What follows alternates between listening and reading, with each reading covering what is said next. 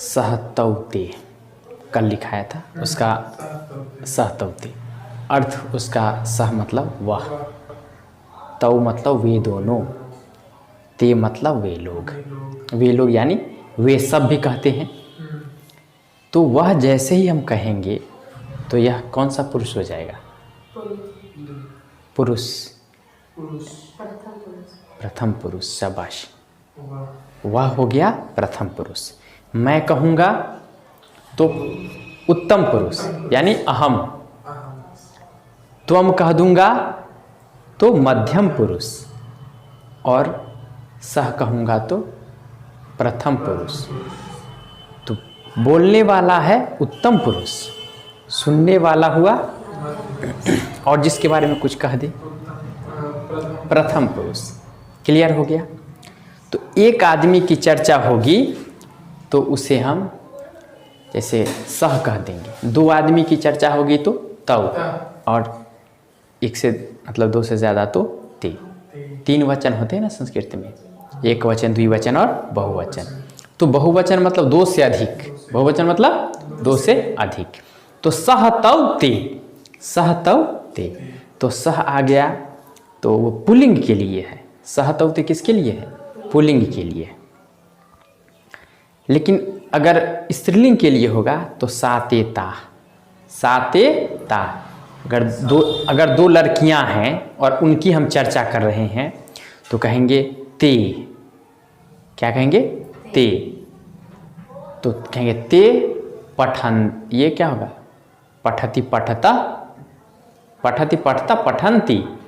तो ते लड़की की चर्चा हो रही है तो क्या है? ते पठता, ते पठता मतलब वे दोनों लड़कियां पढ़ती हैं, पढ़ रही नहीं है बल्कि पढ़ती हैं। ताते ती याद रखिएगा, पढ़ती हैं। वे दोनों लड़कियां या वे दो लड़कियां पढ़ती हैं। तो क्लियर हो गया कि संख्या में दो हैं, ते हो जाएगा। बहुत सारे लड़के अगर हैं, मोर देन टू, दो से अधिक, तो हम कहेंगे ते पठंती। यहाँ लड़कों की चर्चा अब हो रही, किसकी चर्चा हो रही है? लड़की का काम खत्म हो गया, अब लड़के की चर्चा, लड़के बॉयज। ओके, तो लड़कों की चर्चा होगी तो ते पठंती, ते पठंती, क्योंकि वहां पर सह तौ ते आया है, सा ते ता। जो उसका बहुवचन है यहाँ पर ये स्त्रीलिंग वाले में द्विवचन हो गया है ना, तो वो हो गया सह तौ ते सा ते ता। उसके बाद देखिए शब्द रूप और धातु रूप अक्सर आपको देखने को मिलेंगे, शब्द रूप और धातु रूप। तो धातु रूप किसका होता है? धातु का, स्पष्ट है। धातु का होगा धातु रूप और शब्द का होगा शब्द रूप, शब्द का होगा शब्द रूप। तो शब्द रूप में किसका? शब्द का शब्द रूप होगा, जैसे बालक है, बालिका है, नदी है, मुनि। उसके बाद फिर आप देखिए अस्मद, युष्मद, ये सब इनका जो रूप होगा ये शब्द रूप कहलाएगा। लेकिन धातु रूप में गम धातु है। गम धातु मीन्स गम का अर्थ जाना, गमन करना है ना, कहते हैं ना गमन कर रहे हैं, जा रहे हैं। गम धातु रूप में गच्छति, गच्छति, गच्छतः, गच्छन्ति, गच्छसि, गच्छथः, गच्छथ, गच्छामि, गच्छावः, गच्छामः। जैसे पठ धातु है, पठ धातु है, उसी तरह गम धातु है। गम धातु का ही गच्छति, गच्छतः, गच्छन्ति, जाने वाला नहीं होता है। सह गच्छति, वह जाता है, सह गच्छति वह जाता है, और सा गच्छति वह जाती है। लेकिन अहम, आवाम, वयम इसके स्त्रीलिंग के लिए भी वही होगा, पुल्लिंग के लिए भी वही होगा। त्वम युवाम यूयम, त्वम युवाम यूयम, वो भी दोनों के लिए सेम होगा। तो अस्मद और युष्मद शब्द का सब लिंग के लिए समान होता है।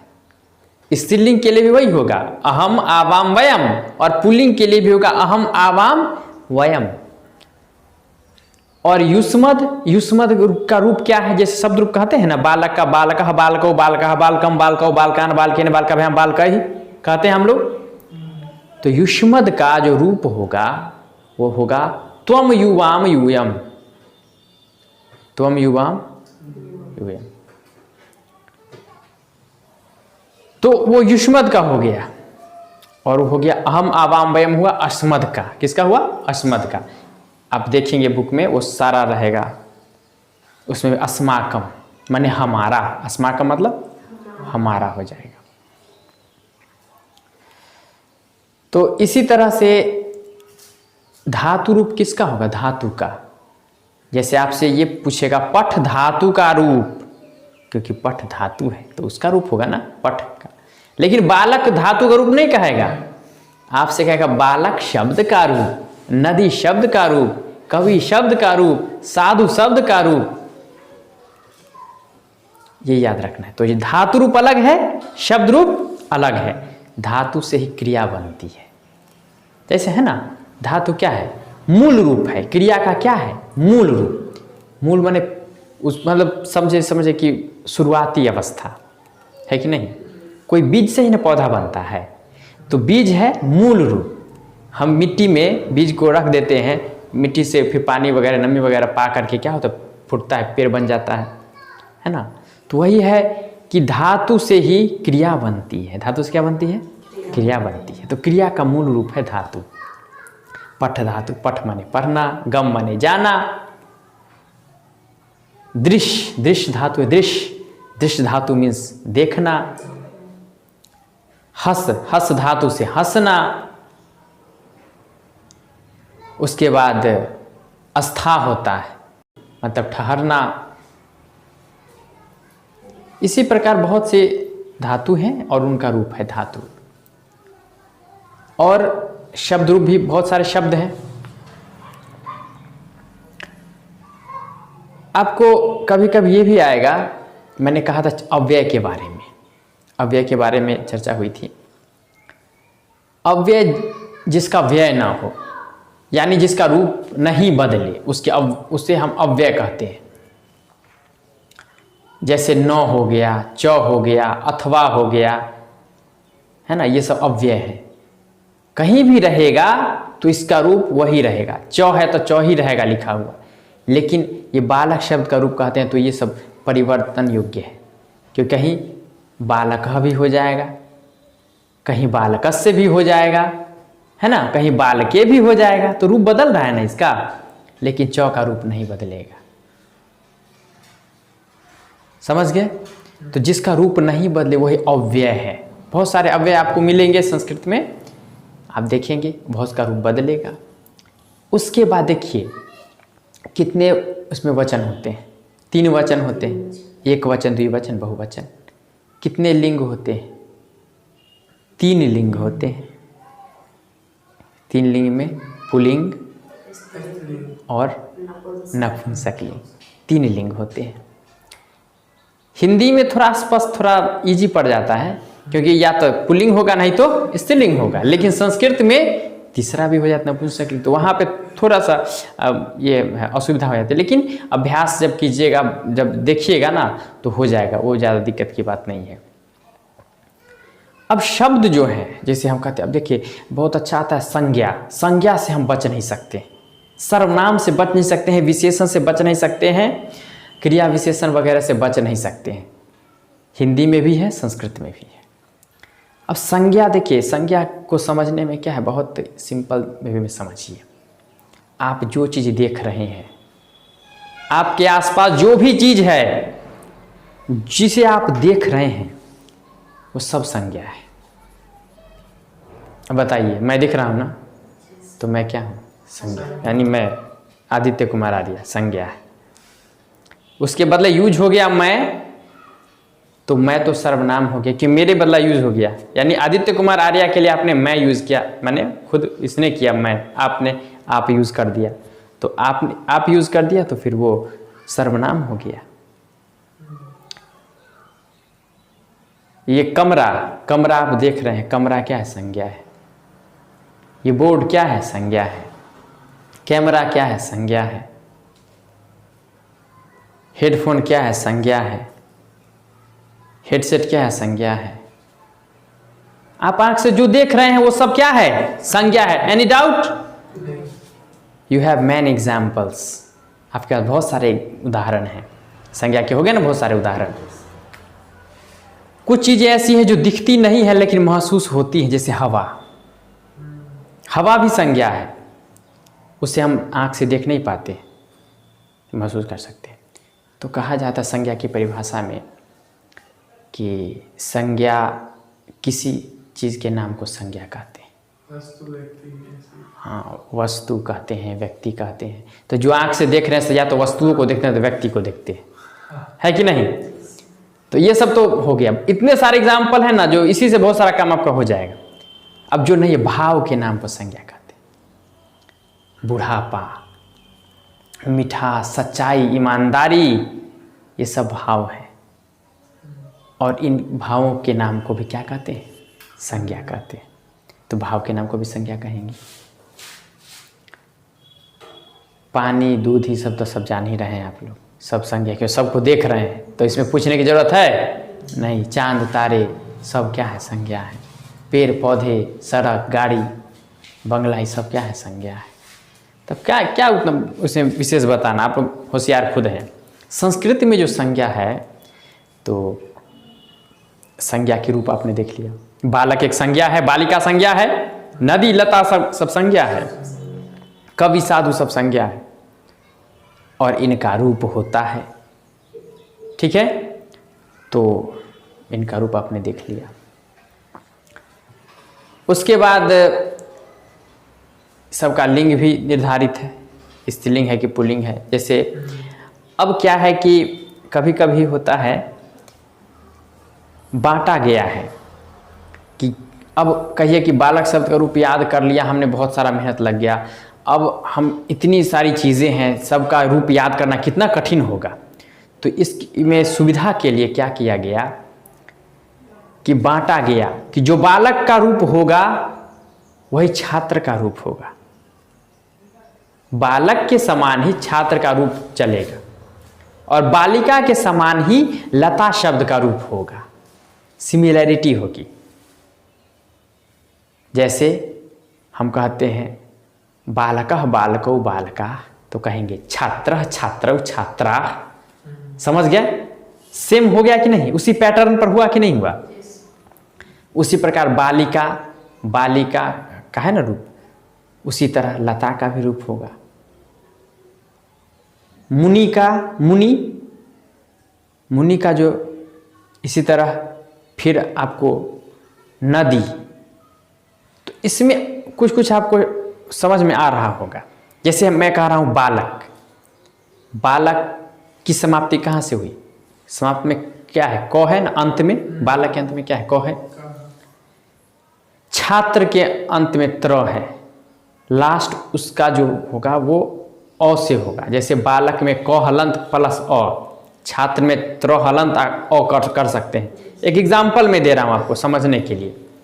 तो अंत दोनों का हो रहा है अ से। किससे हो रहा है? अ से। और दोनों पुल्लिंग है। दोनों क्या है? पुल्लिंग है। तो ये अकारांत पुल्लिंग बोलते हैं। अकारांत पुल्लिंग, क्या बोलेंगे? अकारांत पुल्लिंग। तो अकारांत पुल्लिंग ये हो गया। फिर देखिए बालिका और लता में, बालिका क हलंत में आ जुड़ गया, ठीक है, और लता में भी तो हलंत में आ जुड़ गया। तो इसको बोलते हैं आकारांत। क्या बोलेंगे? आकारांत स्त्रीलिंग, आकारांत स्त्रीलिंग। मुनि, मुनि देखिए, मुनि होता है, ऋषि कहते हैं, ऋषि मुनि नहीं कहते हैं। तो मुनि में नौ हलंत जोर हरस्व ई, नौ हलंत जोर हरस्व ई।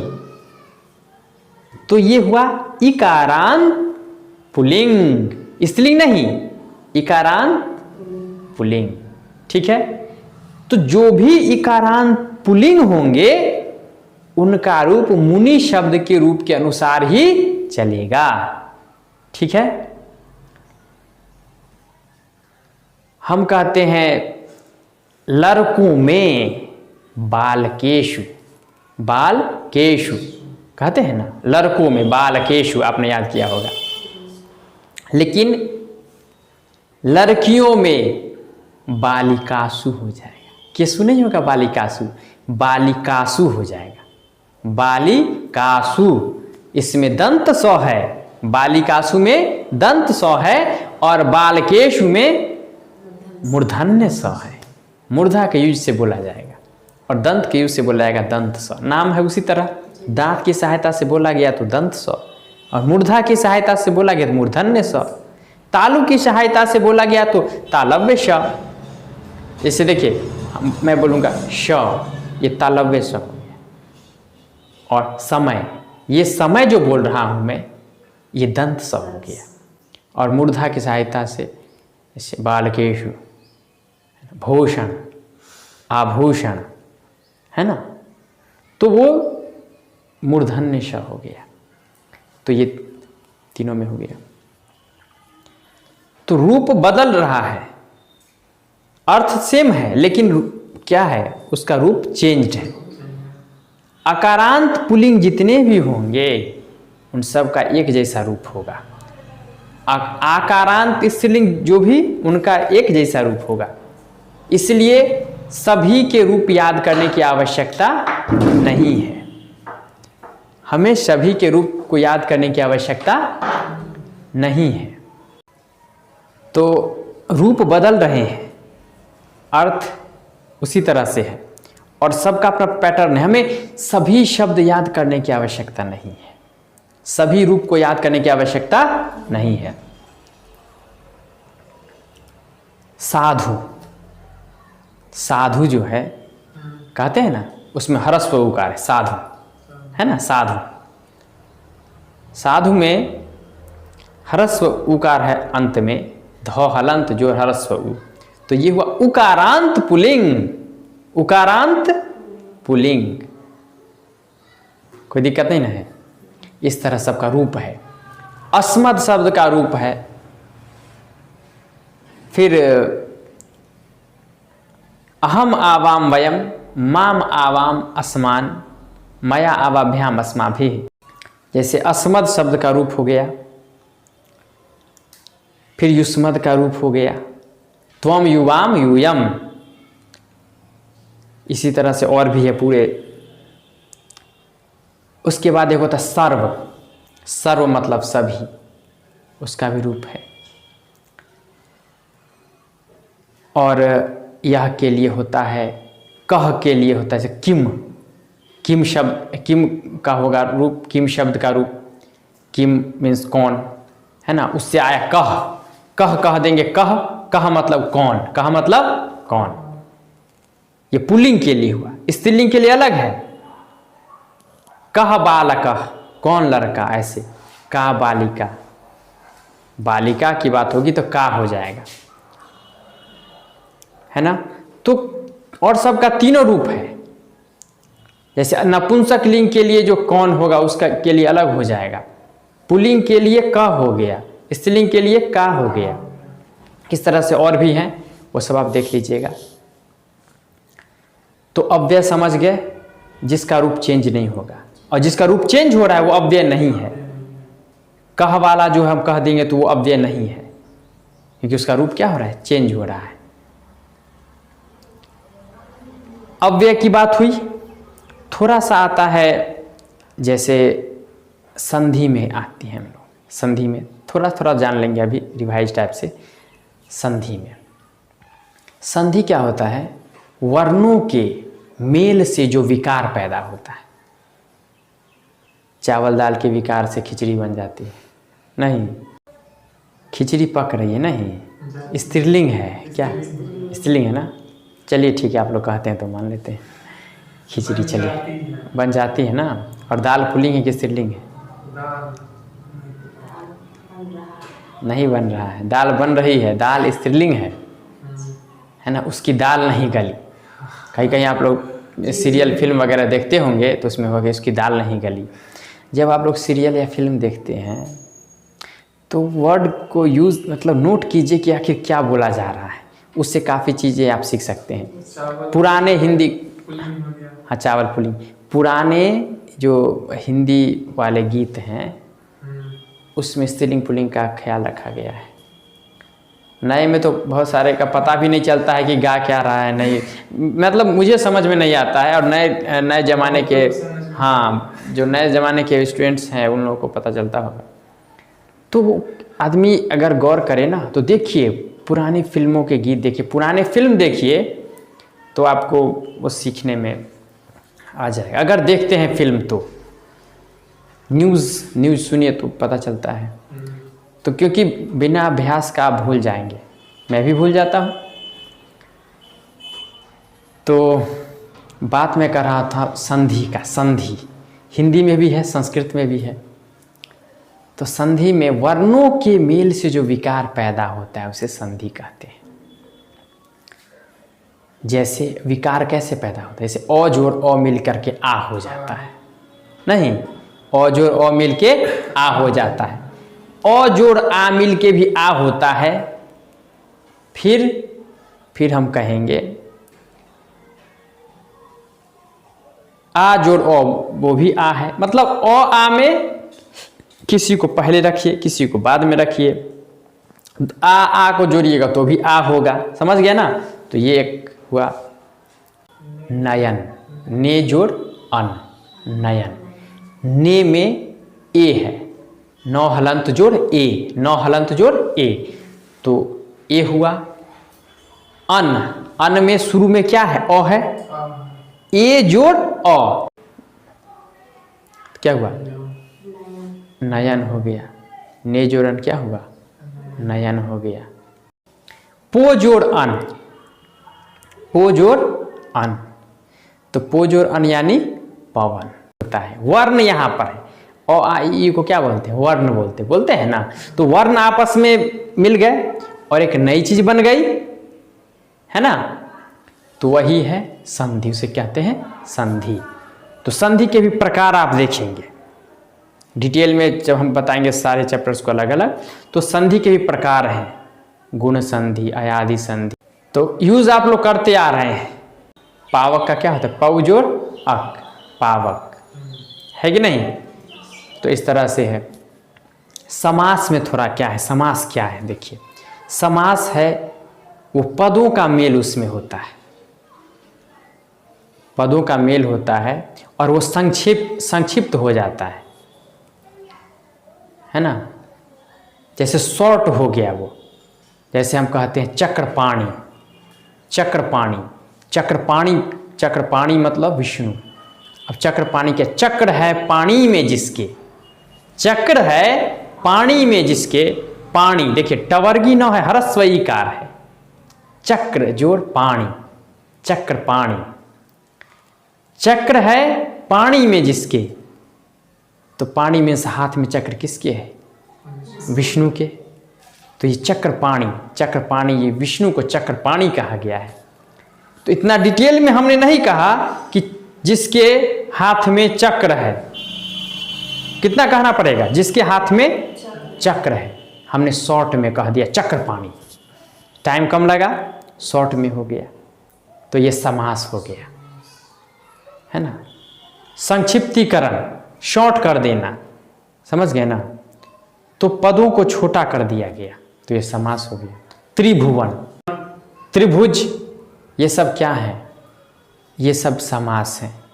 तीन भुजाओं का समझिए कि संयोग है, तो क्या है, त्रिभुज हो गया, है ना। तो ये सब समास के अंतर्गत आ जाते हैं। तो हमने मोटे तौर पे देख लिया, संधि के बारे में थोड़ा सा देख लिया, थोड़ा समास देख लिया, अव्यय देख लिया, शब्द रूप देख लिया, धातु रूप देख लिया।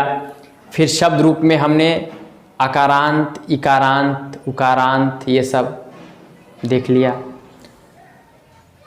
उसके बाद उपसर्ग और प्रत्यय छूट गया। उपसर्ग होता है जो पहले लग जाता है, अमर, अमर हो गया, मतलब अ जो है वो उपसर्ग है।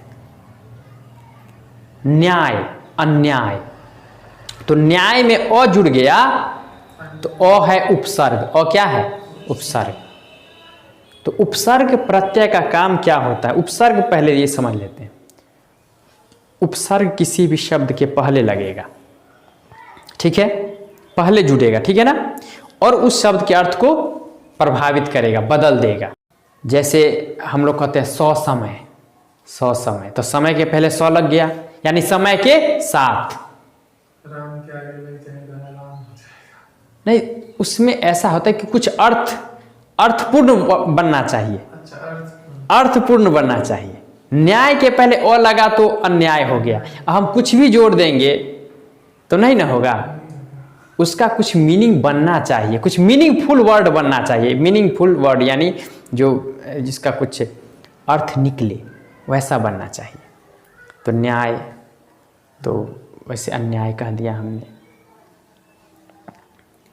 चेतन, अचेतन, अचेतन, चेत, जैसे कि कोई अचेतन अवस्था कहते हैं, जो बेहोशी की अवस्था नहीं, चेतन है मीन्स उसमें होश में है, अचेतन मीन्स उसका होश खत्म हो गया है, तो वो चीज़ होता है उपसर्ग। तो उपसर्ग समझ गए ना। धारणा, अभिधारणा, आपने बहुत सारा, अवधारणा, अवधारणा क्या है? अब उपसर्ग है, धारणा शब्द में अब लग गया, तो अवधारणा, अभिधारणा, अधिगम, अधि भी उपसर्ग है यहाँ पर, अधिगम, अधिकरण, ये सब क्या है? उपसर्ग है। प्रत्यय होता है बाद में जो लगता है, जैसे शाली, शक्तिशाली कह देते हैं, तो वो हो गया। इस तरह से बहुत सारे ये प्रत्यय यानी बाद में लगेंगे। पूर्वक, सफलतापूर्वक, निष्ठापूर्वक, ये सब क्या है? प्रत्यय है। संस्कृत में जो प्रत्यय हैं उसका कुछ अलग तरह से भी है। जैसे हम कहेंगे बहुत सारे प्रत्यय, जैसे आप कहेंगे ढक प्रत्यय होता है, राधा जो ढक, राधेय, राधा का पुत्र, कुंती जो ढक, कौन्तेय, कुंती का पुत्र कौन्तेय। तो संस्कृत में प्रत्यय में कुछ चेंजेस हैं जो हिंदी से कुछ डिफरेंट है। जैसे अलग अलग प्रत्यय हैं। रघु से राघव बन जाएगा, तो उसमें कौन सा प्रत्यय है पूछा जाएगा, किस प्रत्यय के यूज से रघु से राघव बन गया। कुंती से, राधा से राधे बन गया, कुंती से कौन्तेय बन गया।